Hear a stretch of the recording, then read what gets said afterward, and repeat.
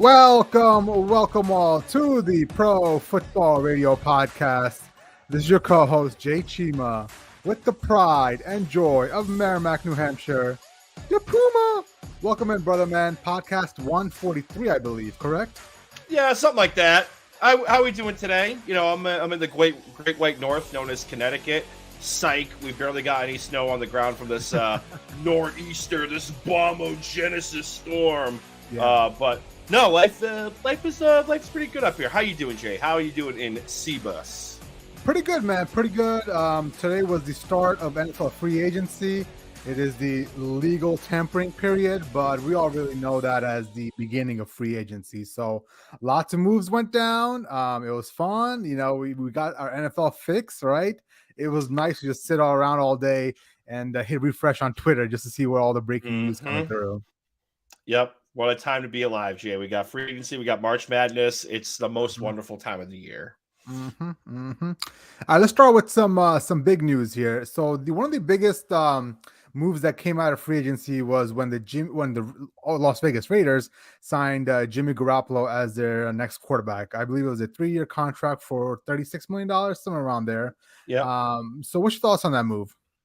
I mean, he gets to, have another bite at the starting gig. Apple. He's with his old offensive coordinator and Josh McDaniels out in Vegas. There's really nobody breathing down his neck, and in theory, he's with the head coach that actually likes him. So I mean, it's a good move for Jimmy. I mean, personnel wise, the Raiders are going to have to address a couple of more needs after a move that was made this afternoon with Darren Waller being shipped out to the Giants. But I mean, this offensive line almost got Derek Carr killed a couple of times last year. So, yeah. I mean, they're going to have to fix that in the draft or in free agency somehow. I just don't know how much cap money, cap space they're going to have left, especially after signing Jacoby Myers this morning. You signed Jimmy G, but on paper, a good move. I mean, it's really not that big of a difference of him from Derek Carr. It's just whether or not he's going to be upright by week 3 if they don't address this offensive line issue.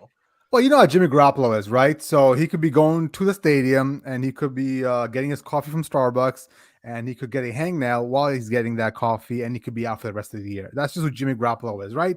The guy is good when he's on the field. The problem is he's not on the field much. Now, in regards to the Raiders themselves, my sister, she's a Raiders fan, so she's kind of lamenting this because, I mean, I kind of feel her pain. At the end of the day, Derek Carr and Jimmy Garoppolo are the same people. Like, simply put, Derek Carr and Jimmy Garoppolo are like the Spider-Man meme where they're pointing at each other. They're the same quarterback.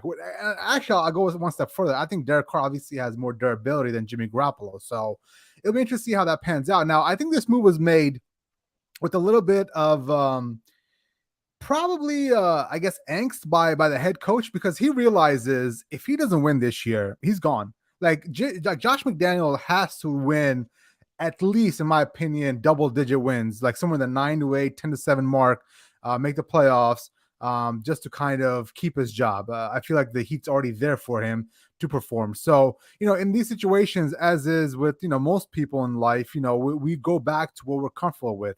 And looks like Josh McDaniel was very comfortable with Jimmy Garoppolo running his system. So he went out there and he basically, signed him up. And then today you saw Jacoby Myers, another ex-Patriot that was actually running wide receiver in the Josh McDaniel's system. He brought him in as well. So I think you're starting to see, the New England Patriots West really starting to take form here.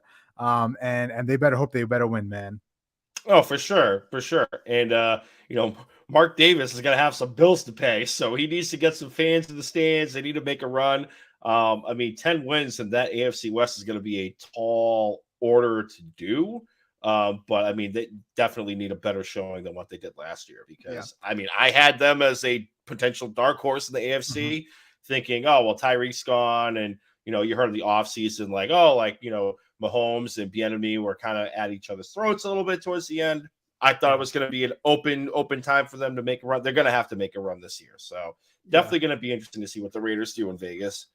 So do you think this is the end of the moves for the Raiders, or do you think more is coming down the pipeline? Because, we saw obviously Darren Waller get shipped out to the New York Giants today. My brother's super happy about that. And now we're starting to hear that Hunter Renfrow could potentially be moved as well. And it seems to make sense that you're not going to need both Jacoby Myers and Hunter Renfrow. I feel like they're both redundant of who they are Mm-hmm. and their skill set. So there's some rumblings that Hunter Renfrow might end up with the Saints. He's on the trade block. So do you see any other major moves coming down the pike for the Raiders?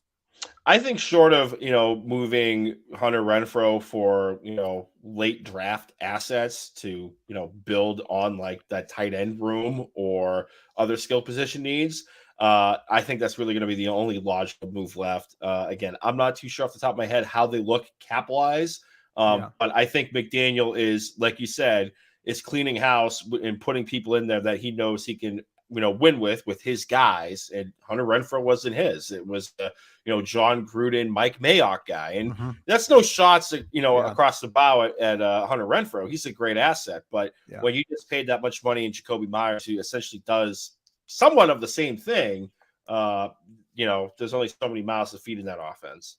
So what's your take on the fact that Hunter Renfrow, obviously coming out of college, was the perfect Patriot, right? The guy was gonna be, hey, if Bill Belichick takes a slot guy, he's the next Edelman, right?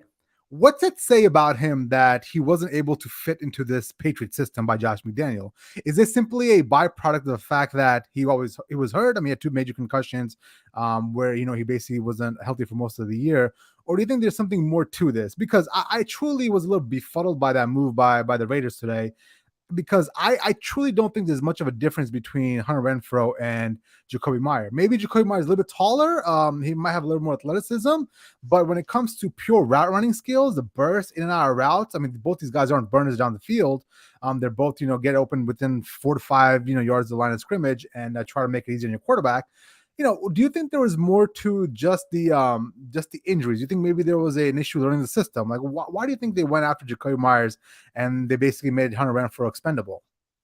I think it probably, honestly, I think it just came down to the injuries because, I mean, he got walloped that first time with the concussion. And then I think he tried to come back, way too soon, in my opinion. And, he got injured again and we really didn't see him. But I mean, he's been productive, in that offense. And he showed glimpses with, Josh McDaniel as his head coach in that offense as well, too. I'm just going to go with, the injury aspect of things. And I'm not too sure if they're like essentially the same age, but athleticism, like you said, I'll tip the scales towards Jacoby. Yep. But I mean, other than that, it's clean wash. So Yeah. he doesn't strike me as a guy that was an issue behind the scenes or had a problem getting dressed down in front of the locker room if he missed a route or a block or whatever. So I'm leaning more towards the concussion aspect of things. I would be shocked if news came out and said, hey, like he wasn't jiving with the head coach or he wasn't picking up the playbook. Yeah. Why do I feel as if the Patriots are going to make a move for Hunter Renfrow? No doubt. They're going to trade an Arby's gift card and a Dunkin' Donuts gift card for Hunter Renfrow. The marking's already on the board. Yeah. All the Bill Belichick walking out gifts come out, right? By God, is that his music? Yeah. Here comes Bill. Last question on the Raiders. So, I think Jimmy Garoppolo is probably somewhere in that worst quarterback in the AFC West title, right? I mean, he's basically I don't know, him or Russell Wilson are the ones that are going to take the mantle for the worst quarterback in that division. So you've got Patrick Mahomes, clear-cut winner. We both agree Justin Herbert and his faults. He's probably second best quarterback in that division. Russell Wilson, I think, is going to have a bounce back year, but I can't say that confidently just yet. So it's up between Russell Wilson and Jimmy Garoppolo. So do you see somehow the Raiders winning the AFC West? If not winning, are they going to sneak into the playoffs with the wild card? I mean, we all kind of see it as, Chiefs and then Chargers. And I'm high on the Broncos this year because I think, Sean Payton's going to correct that no matter what. So where do you think they land with Jimmy Garoppolo as their quarterback? I think, assuming they get a tight end prospect in the draft and they address that offensive line issue and they work on that defense. I mean, I think it's going to have to be a combination of things. It's going to have to be a regression for the Chargers with the new coaching or offensive coaching staff. And I think the Raiders are going to be, best case, if the stars and the moon align, a wild card team. Wow. I think a lot would have to go their way to make a playoff run, but I think that's in a perfect world, that's what it would be. Because if they're winning the AFC West, Jay, we're talking about cataclysmic event. Mahomes blows his knee out. Justin Herbert gets hurt and misses like 6 games, or he gets like in and out of concussion protocol. Like Tua, Russell Wilson is, proven to be a sham of what, he was of yesteryear with the Seahawks, even under Sean Payton. Like a lot of things would have to line up, in my opinion, for them to win the AFC West. Yeah, same here. I mean, I think it's an uphill battle. You're looking up at the other 3 teams, and if I had to guess right now, I think they're probably coming in last in that division again. I think it's unfortunate with how the Raiders, because they got so much talent on that team, but I think this is probably the last year that Josh McDaniels is the head coach out there. I'm looking at another 8-9 kind of year, 7-10. Just because Jimmy Garoppolo is going to get hurt halfway through, and then who's the backup, right? If anything, they should allocate some resources, and they should obviously go out there and try to find a healthy and a good backup, a Brock Purdy-esque backup. Now, the last question I have, and I promise is the last question on the Raiders, and we'll move on, all right?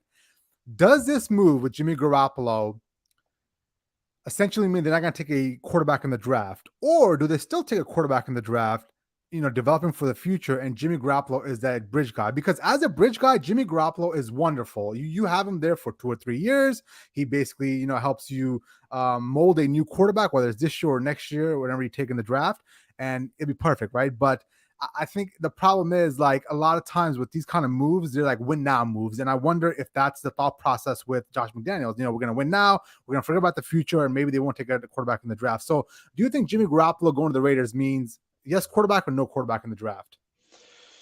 I'm torn, Jay. Part of me says they're going to address like the defensive side of the football. The other part of me thinks, you could have Jimmy G and, potentially have like a Will Levis sit behind him, or I don't think AR-15 would fit in that type of offense per se.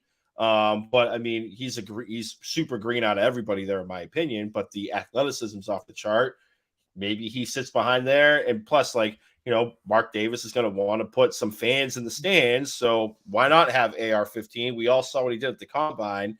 I mean, gun to head, I say they go on the defensive side of the football, but if I honestly, I wouldn't be shocked if they took Will Levis in the first round. Yeah, same here. Okay, enough Raiders talk. Okay, this isn't the Raiders podcast. All right, this is Pro Football Radio. We hit on everything in the NFL. I know a team you're super excited to talk about is your Miami Dolphins, who made a big splash before free agency even kicked off. On Sunday, the news came through that Jalen Ramsey got sent away from the Rams to the Miami Dolphins for basically an Arby's gift card at this point, a 3rd-round pick, and some tight end, Hunter something. I don't even know who this tight end is, but your thought process on your boys going out there and getting Jalen Ramsey. I mean, they had to address the cornerback situation because Byron Jones is not going to be on that roster anymore. Xavier Howard has been dinged up last year, and he's got a bit of an albatross of a contract right now.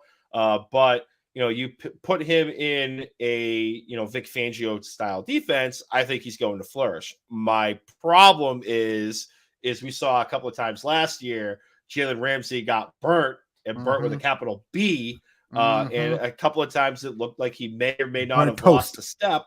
So, I mean, unless Vic is going to scheme his way to, protect Jalen Ramsey in some sense, I think this would work out. Jay, but honestly, my issue is like I said, like he looked like he was getting burnt out there a lot.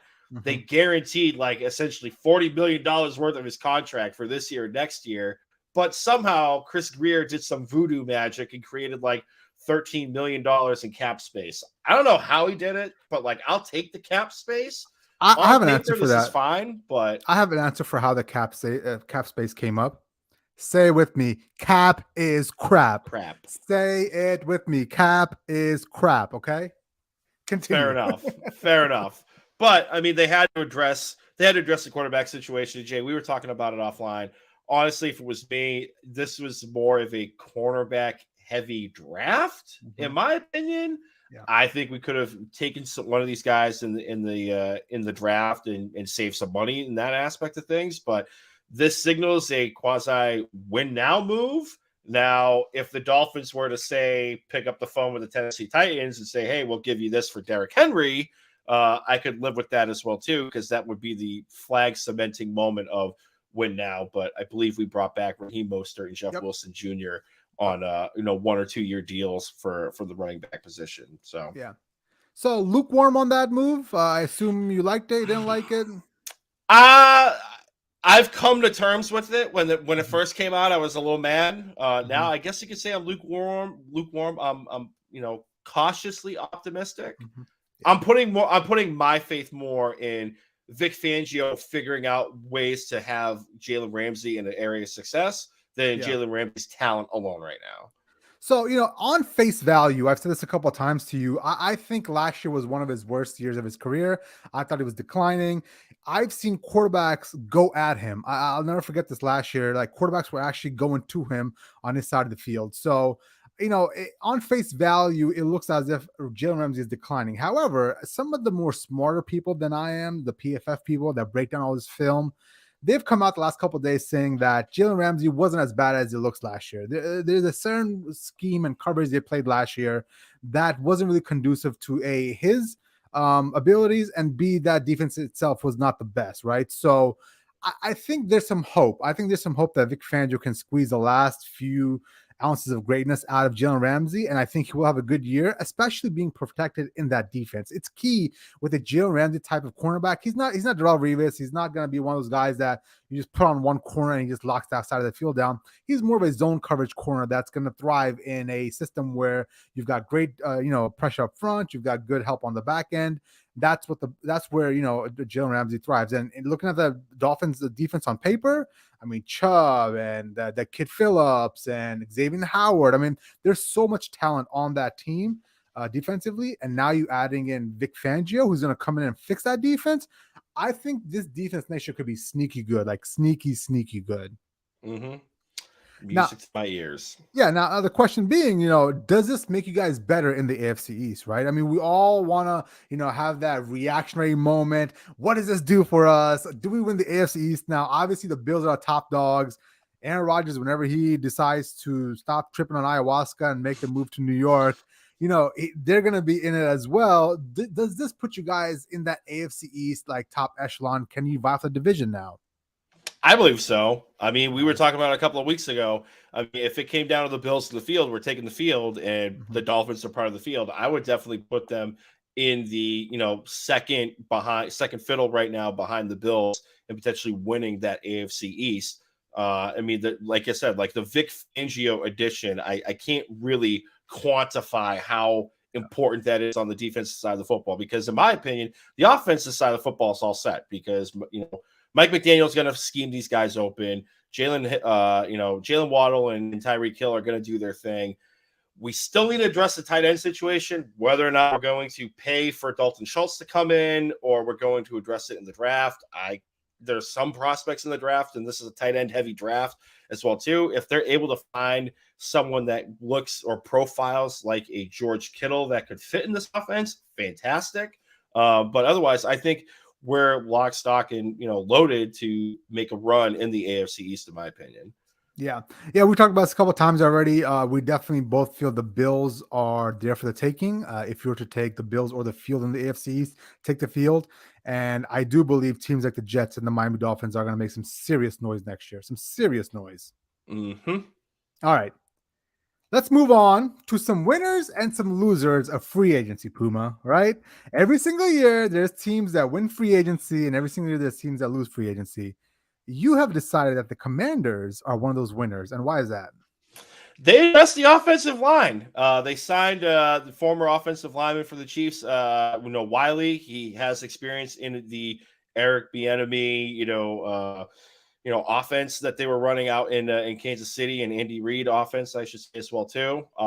He's going to be able to help transition that to the Washington Commanders, playmakers and whatnot. And honestly, Jay, like this offensive line, I know we hit on it last week. They had, I believe, like at least 10 different offensive lineman combinations last year because of how god awful everybody was. They really missed Brandon Sheriff. They let him walk in free agency. He went to Jacksonville.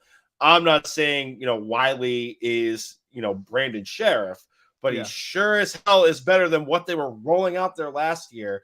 They're going to have to protect the quarterback, whether or not they roll with Sam Howell or they're going to figure out a way to draft somebody. But they definitely have to protect the quarterback, protect the asset.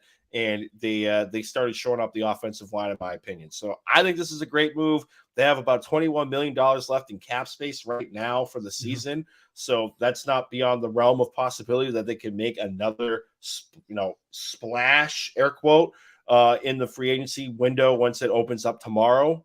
But I think it's a good move to address that major issue for the offensive line. Puma, tomorrow, 4 p.m., free agency window opens up. Commanders, Lamar Jackson confirmed.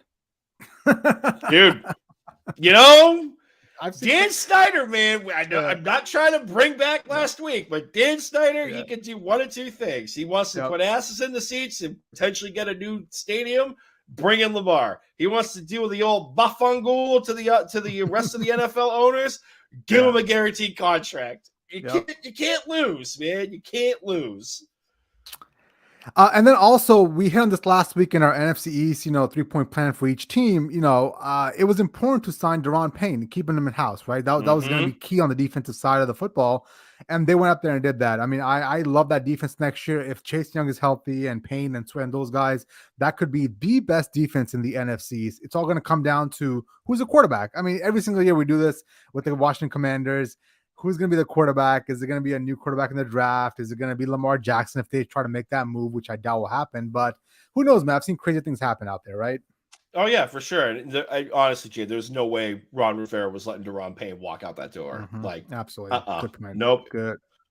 Yes, sir. Good point. All right, Puma.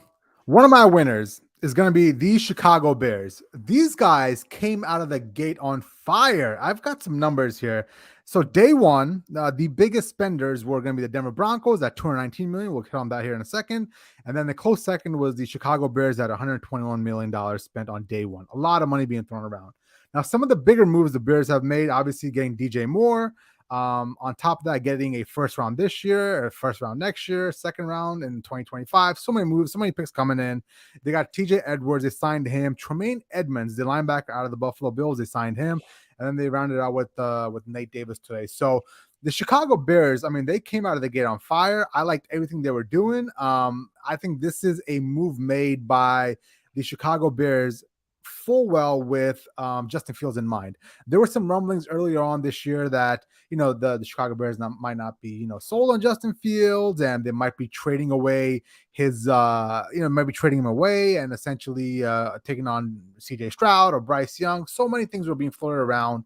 But when it comes down to it, the Chicago Bears made an investment both on the offensive and defensive end of the ball, and they're going to try to build around their quarterback. Now, looking at the division, it seems like the division right now is there for the taking because both the Vikings are playing well. The Lions are playing really well, which the Lions is a sneaky good team. Lions are the favorite. Lions are favorite next year, right? But I wouldn't be shocked if somehow the Bears won 8-9 games and snuck into the playoffs. I've seen crazy things happen, right? Justin Fields seemed to have turned the corner last year. So I'm happy for them. I'm happy for them building around Justin Fields. He's an Ohio State guy. I'm hoping he does well. And I like the moves they made so far this year. No, I agree. I have these guys as a winner too. I thought it was a little interesting that they paid that much money to Tremaine Edmonds when, you could have just re-signed Roquan Smith, but that's either here nor there. I mean, he's an off the ball linebacker, but maybe, he is athletic as hell. He can run from side, either side of the field, hash mark to hash mark, play in the zone. I mean, he is athletic as hell. So maybe he fits the Matt Eberflus style defense a little bit better than what Roquan Smith did. I just thought that was kind of like the eyebrow raising move per se. But I mean, everything else, like, Poles is just restocking that draft war chest here. And for all those questions of, they really going to stick with Justin Fields? Yeah, Jay, like you said, like they planted that flag. Justin Fields is their guy. And they finally unlocked him last year. So why would you mess with it? And, I love the Lions. They're a great story, but I mean, I think this is a wide open division. So I think it's great. And also now that DJ Moore is, solid, number one receiver, that takes the heat off of, Chase Claypool being the number one guy or whoever else out there. And hey, maybe we can actually get Cole Kmet a little bit more involved because he was getting plenty of targets out there. Yep. But maybe they could take some of the heat off of the defense and actually scheme him to be open. So Well, I mean, I'm happy for this move. If you look at their weapons, they're not bad weapons at all right now. You've got Mm. Cole Kmet, like you said, the Khalil Herbert, Montgomery at the running back position. You've got Chase Claypool, who is not a one, but as a number two, with DJ Moore taking most of the coverage and Chase Claypool getting one-on-ones. I think that is going to be a scary offense. Now, I'm forgetting the name of that wide receiver, Mooney. He's also there as well, right? So yeah, the Chicago Bears have a bunch of good pieces, and they just hit it out of the ballpark with free agency so far. Yep. No, great move. Love it. Now, my other winner out of free agency so far is the Denver Broncos. My God, that Walmart money runs deep, huh? Oh, yes, for sure. So, we talked about this a little bit earlier, but they came out of the gate on day one and they spent $219 million. That is a lot of scratch. And they, the first thing they did was they went out there and they fixed the offensive line. I mean, they paid $87 million to Mike McGlinchey. Ben Powers got signed, Zach Allen, Alex Singleton. They got a backup quarterback in Jarrett Stidham. So these guys came out of the woodwork, and they, the game plan that they have so far, what I'm seeing with these moves is, it seems that Sean Payton is hedging his bets. He's like, you know what? I'm going to go out there and I'm going to make sure we can at least run the ball well, just in case Russell Wilson is as bad as he was last year. And we're just going to run the hell out of that ball. I feel like that's all the moves they've been setting up so far. It kind of points to the fact that Sean Payton really wants to run the hell out of the ball and go back to that Seattle Seahawks days of Russell Wilson, right? I can only imagine how Russell Wilson's going to react to that. Oh, but he can't cook. You're not going to let Russ cook then, Jay. The whole point was to let Russ cook. But no, Jay, you hit the nail on the head. Like, Mike McGlinchey, he's a good offensive lineman. Mm-hmm. Is he worth how much money they gave him in guarantees? Absolutely not. Like, in pass protection, he was, he gave up a couple of sacks throughout the season. But he is a hell of a run blocker, and these guys are going to be the Denver Broncos pretty much. Javonte Williams potentially coming back. And also, you hearing the smoke come out that, oh, hey, we're interested in moving Jerry Jeudy or Cortland Sutton. Like, that to me signifies that they're going to try to run the football a bit more. Yeah. And honestly, Jay, like, you look at what Russell Wilson did in Seattle. Like, sure, Pete Carroll wanted to run the ball like it was 1985, but he was lethal as hell in like the play action style scheme. And if you look at what Drew Brees was towards the end, they were just living off of the play action, and they were running the hell out of the football with Mark Ingram and Alvin Kamara down there. So I don't think I think you hit the nail on the head again. This is going to be a run heavy team, and scheme up the play action and keep Russ off of his back, because he was sacked. I believe he led the league at 52 sacks throughout the season last year. I mean, that offensive line absolutely got him killed. Now, I will say this, yes, the Broncos are winners. I think this is more Sean Payton's a winner, because at this point, after spending all this money and fixing the offensive line, and if Russ is still bad, like, they can't, Sean can literally say, it's not me. Like, this is Russ at this point. And, they brought in Jarrett Stidham as a quality backup quarterback. So, yeah.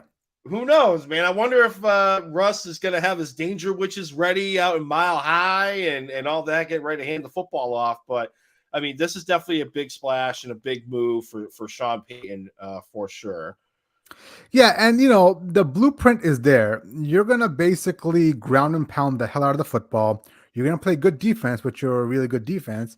And you're going to make sure you mitigate Russell Wilson as much as possible. Now, if you go into the season next year and Russell Wilson goes back to the Seattle Seahawks days of Russell Wilson, then sure. I mean, that's wonderful, because now you got a running attack, you've got a defense to play football with, and then you've got Russell Wilson playing at Seattle Seahawks level. Then you're a Super Bowl contender at that point, right? However, more likely than not, Russell Wilson's not going to get back to that level of play. So this is just Sean Payton hedging his bets. They're going to run the hell out of that football. If you're a fantasy owner, draft the Denver Broncos running backs.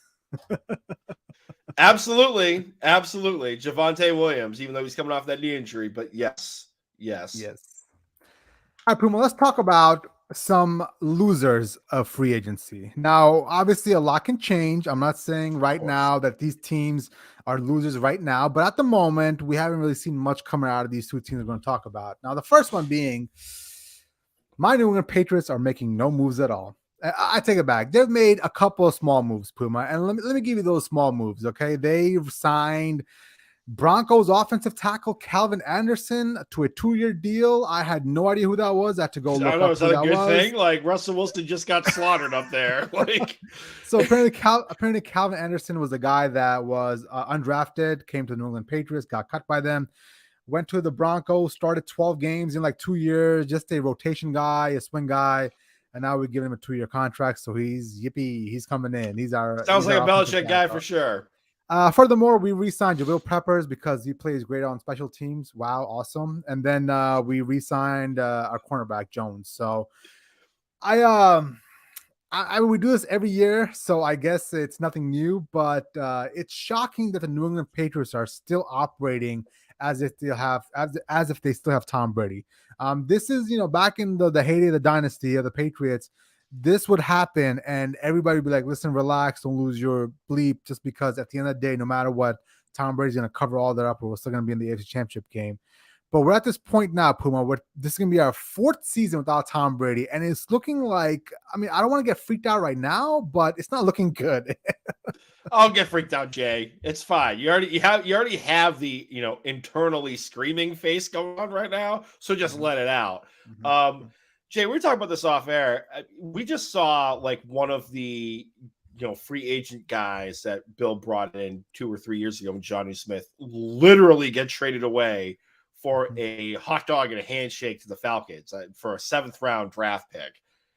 Do you think Bob Kraft looked at this situation and said, "No, Bill, I am not going to make liquid $250+ million so you can spend like drunken sailors again. You're going to have to figure it out." Like, is that beyond the realm of possibility at this point? The homeless Bill reappears. I love that Bill Belichick picture. I know that would get you. Listen, you make a good point, Puma, that, at the end of the day, that Robert Kraft is not going to shell out $250 million every year in free agency. At the end of the day, the Patriots are a business with a bottom line. You can't be shelling out that much money every single year and still be profitable, right? So it comes down to the fact that I think we need to change the way we view the Patriots, Bill Belichick, and team building.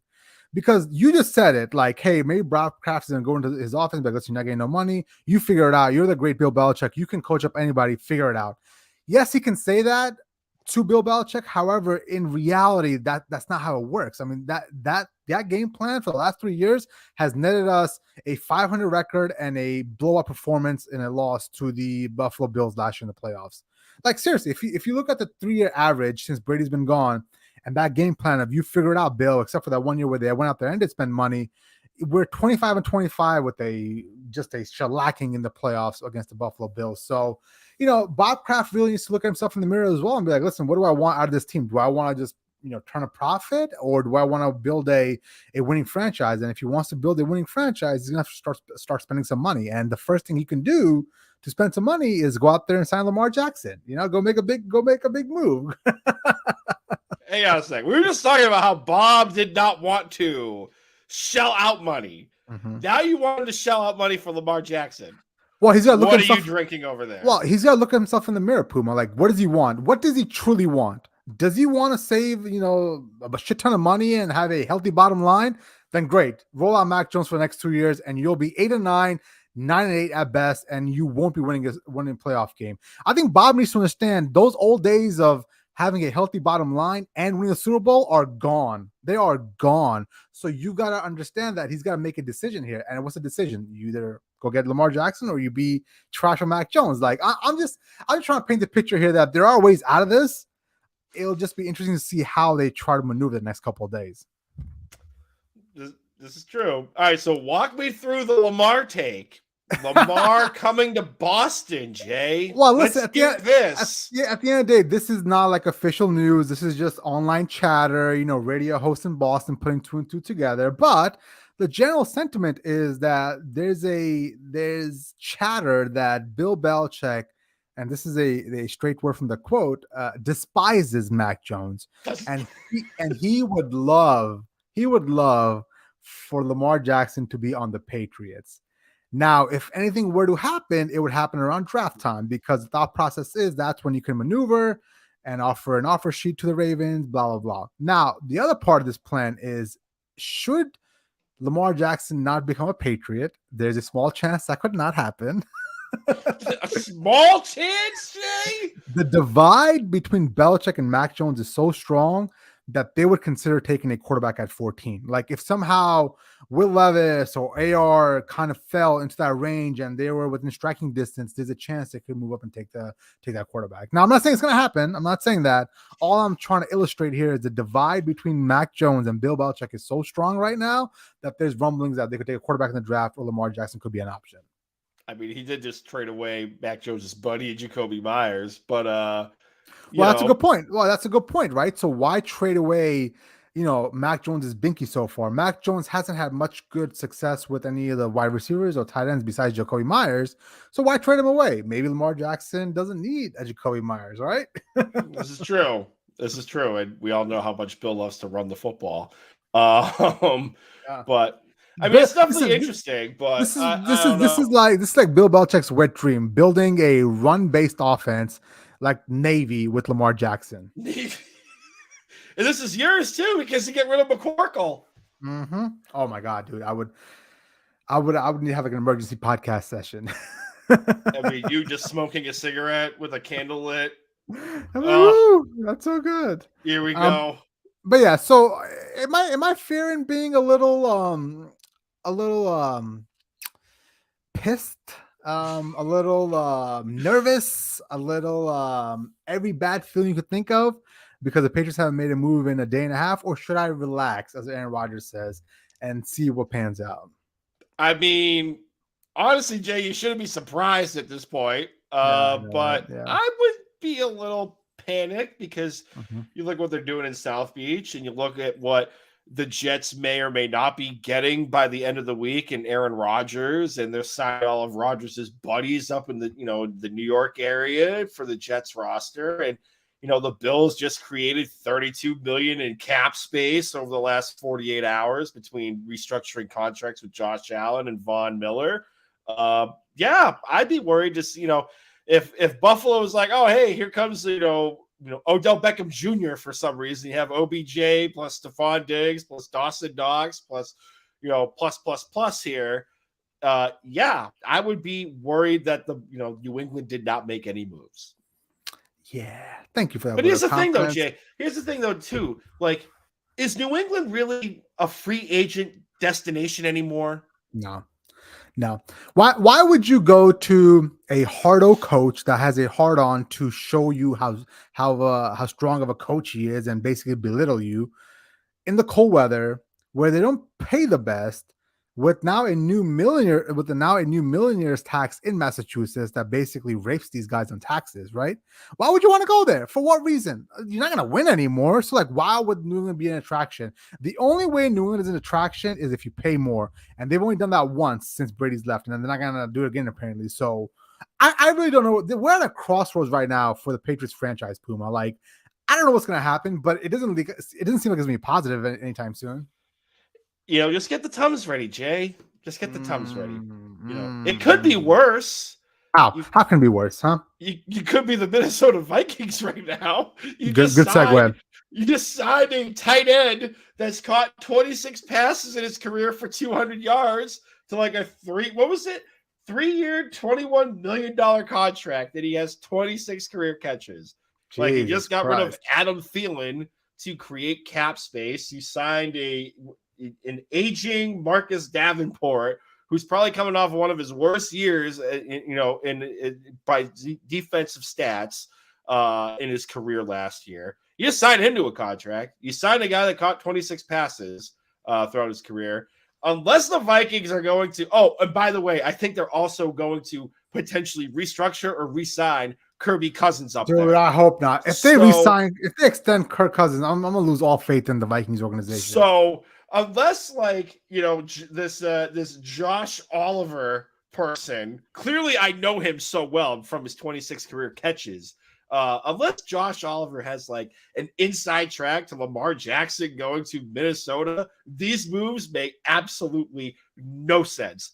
Nothing at all in a division that is completely wide open. I mean, you have Justin Jefferson up there. You have, this defense that needs to be worked on. Dalvin Cook, great running back. Whether or not he's going to get hurt or not on the next play is, a question mark. But don't worry, though. Josh Oliver, his 26 career catches, are going to lead us to the promised land. Yeah. So what do you think is happening here? Do you think it's, if you had to guess, obviously we're going to give Kevin O'Connell his due here because he did make that team into a playoff contender last year, right? He turned around that offense. That offense looked god awful without him. So I guess we are going to afford him some latitude here. But like, do you think this is simply it fits the system, or like, do you think like you said, maybe Lamar Jackson is going to be a Viking here soon? Like, I can't seem to wrap my mind around this. Like, why is Josh Oliver the guy they like targeted? Like, is there anything else besides just like stupidity on their part of this happening? No idea, man. I mean, logic would say system guy. Reach for the stars would say he has like back channel communiques with Lamar Jackson right now. Yeah. But I mean, what if that was it? Oh my God, that'd be crazy. But I mean, think about it, Jay. Like they have that that stadium, US Bank Field, is not old. Like it's one of the newest beautiful stadiums stadium in the league. Beautiful. They just had a Super Bowl up there. They have Justin Jefferson on a rookie contract right now, who's probably already one of the best wide receivers in the NFL. A run game that is competent. And, whether or not Dalvin Cook or Alexander Madison are going to be the last men standing by week 16 or 17 because of injury history, either way, it works with both of those guys in there.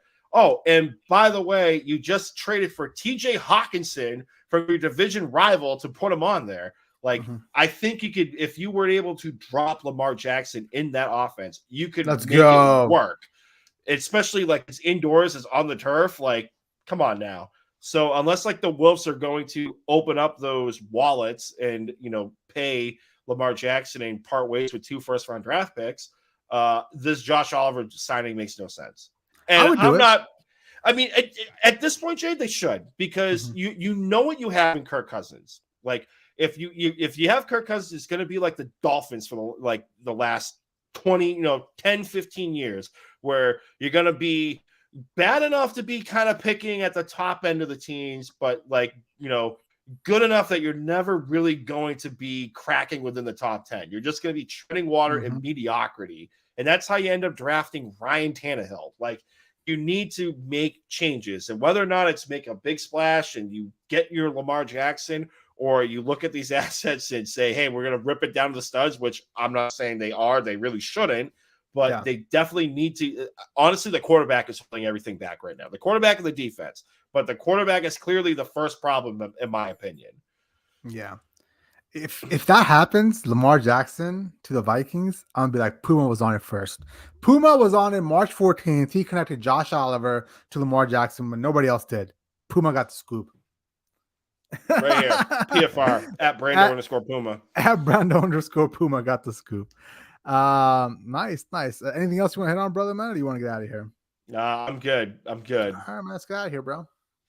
This episode of the pod and previous episodes of the Pro Football Podcast can be found on Apple Podcasts, Google Podcasts, Spotify, anywhere else podcasts at YouTube. Be sure to hit the little bell button and subscribe to the page. You'll be notified when these videos are ready to be dropped and or go live for you listening and viewing pleasure. Apple Podcasts, be sure to leave a 5-star review. Google Podcasts, be sure to leave a 5-star review. Facebook, Instagram, Pro Football Radio Podcast.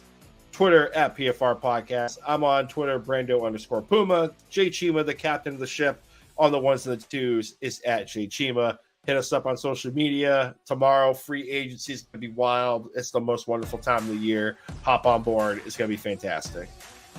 See you guys. Peace. Vaya con Dios.